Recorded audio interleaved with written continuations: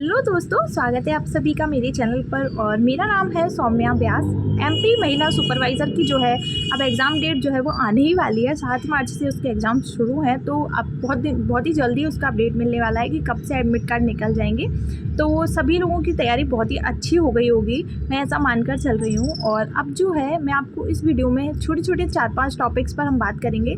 4-5 चीज़ें बताने वाली हूँ जिससे आपका हो सकता है कि एग्ज़ाम्स में थोड़ा बहुत आप और अच्छे से करके आओ एग्ज़ाम को। तो सबसे पहले तो पहली चीज़ जो मैं आपको बता रही हूँ वो ये है कि अगर आपका सिलेबस कंप्लीट नहीं हुआ है, जैसे कि कुछ सिलेबस ऐसा होता है जो कि आप कितना भी पढ़ लो, जैसे कि प्रबंध के कौशल है तो उसमें डेटा का उतना काम नहीं है। डेटा का काम कहाँ पे, पोषण वाले में है। तो जो बैक्टीरिया और जीवाणु, बैक्टीरिया प्रोटोजोआ वाला जो पार्ट है, बीमारियों वाला जो पार्ट है और जो विटामिन्स वाला पार्ट है, उसको आप बहुत अच्छे से रिवाइज़ करो, क्योंकि उनमें से क्वेश्चन एक ना एक आएगा ही, है ना। प्रबंध की कौशल एक ऐसा है जिसमें से आपको पता नहीं है कि किस प्रकार के प्रश्न बनेंगे।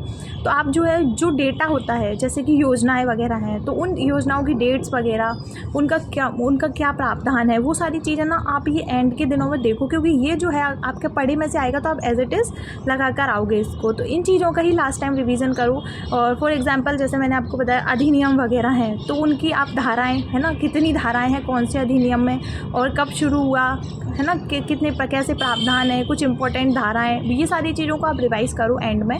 तो ये वाला हो गया सामान्य ज्ञान वाला। अब जैसे कंप्यूटर का है तो कंप्यूटर उन्होंने बोला है तो वो कंप्यूटर देंगे, तो आपको क्या करना है, इंपॉर्टेंट जो कीवर्ड्स होते हैं, शॉर्टकट्स होते हैं, फुल फॉर्म होते हैं कंप्यूटर के, है ना, जो एमएस ऑफिस वाला मेन उन्होंने दिया है एमएस ऑफिस का, तो एमएस ऑफिस से रिलेटेड सारी चीज़ें उसका एक अच्छे से रिवीजन कर लो आप, है ना। जो चीज़ें आपको पॉइंट आउट की हैं सिलेबस में, अब आप लास्ट के 7 दिनों में उनको देखो कि आपको लग रहा है कि ये जो डेटा वाले क्वेश्चंस हैं ये आ सकते हैं। और जो नई योजनाएं मध्य प्रदेश में महिलाओं से रिलेटेड शुरू हुई हैं, महिलाओं से और बच्चों से रिलेटेड जितनी भी योजनाएं शुरू हुई हैं, तो उनके लिए आप जो है वो अभी जो 2025 में भी अगर हाल ही में कोई योजनाएं शुरू हुई हैं तो उनको भी आप ढूंढो नेट से और अपना लिखो, अगर बुक में अपडेट नहीं है, क्योंकि नई योजनाएं पूछने का ट्रेंड बहुत ज़्यादा है और पूछी जाएंगी योजनाएं। ठीक है, पहली बात तो ये हो गई। दूसरी बात मैं आपसे बात करना चाहती हूँ कि आपको जितनी मेहनत करनी थी आपने कर ली है। अब जो है बस लास्ट टाइम का रिवीजन बचा है, और लास्ट टाइम पर ना होप नहीं खोनी चाहिए कि ओ हमारा तो कुछ नहीं हुआ, हमारा सिलेबस कंप्लीट नहीं हुआ, या मेरे इतने नंबर आ रहे हैं टेस्ट में, या मेरे नंबर कम क्यों आ रहे हैं टेस्ट में, बढ़ क्यों नहीं रहा है, मेरा तो नहीं होगा सिलेक्शन। ये सारी चीज़ें नहीं सोचनी है। आपको जितनी मेहनत करनी थी आप कर चुके हो। अब 1 तारीख आने वाली है और आपके पास 7 दिन और हैं, 1 वीक और है, तो जितना आप जोर लगा के पढ़ सकते हो पढ़ो। पर नेगेटिव थॉट्स जो आ रहे हैं ना अपने माइंड में, उसको पॉजिटिव थॉट्स में क्रिएट करो। क्योंकि फॉर एग्जाम्पल मैं आपको बताती हूँ, मैनिफेस्टेशन बहुत काम करता है। अगर आप पॉजिटिव सोच रहे हो ना तो आपके साथ पॉजिटिव ही होगा। पता है लास्ट मतलब 7 दिन, आज से 7 दिन पहले ना मेरा यूट्यूब का जो वॉच आवर्स है वो कंप्लीट नहीं हो पा रहे थे, और आई थिंक 400-500 के आसपास का मेरा बचा हुआ था, 400 के आसपास का मेरे वॉच आवर्स बचे हुए थे। तो एक दिन मैं ऐसे ही छत पर बैठी थी और मैंने सोचा कि चाहे कुछ भी हो जाए इन 7 दिनों में, नेक्स्ट जो 7 डेज़ हैं उसमें मैं अपना 400 घंटे का पॉस्ट टाइम कवर करूँगी ही, चाहे कैसे भी करूँ।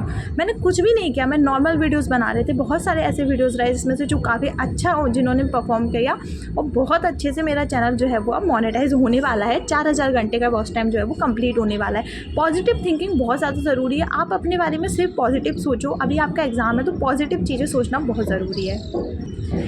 तीसरी और सबसे ज़रूरी बात ये है कि आपने जितने भी टेस्ट लगाए हैं अगर सुपरवाइज़र वाले, तो आप लोग क्या करो, उन टेस्ट का जो है उनको एक बार और देखो कि कौन सा क्वेश्चन मेरे से गलत हुआ, कौन सा मेरे से अब बन रहा है। उनका टेस्ट का रिवीजन करना बहुत ज़्यादा ज़रूरी होता है। और जो मैथ टॉपिक है, मैथ के जो टॉपिक्स उन्होंने दिए हैं, थोड़ा बहुत मैथ दिया है, तो ऐसा ना आप जिनका भी मैथ नहीं आता है ना, वो लोग भी फार्मूले वगैरह देख कर जाएँ, थोड़ा बहुत देख कर जाएँ, क्योंकि फार्मूले वाले भी क्वेश्चन आ सकते हैं। तो ऐसा ना हो कि गलत हो जाए। तो लास्ट टाइम पर फार्मूले वगैरह चीज़ें, ये सब रीजनिंग की चीज़ें, ये सारी भी देख के जाओ, क्योंकि इनसे भी क्वेश्चन बनेंगे।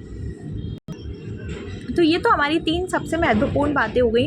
और चौथी सबसे आखिरी बात कि जो होना है वही होता है, हमारे हाथ में सिर्फ मेहनत करना है, तो मेहनत करते रहिए। भगवद गीता में लिखा है कि कर्म करो फल की इच्छा मत करो।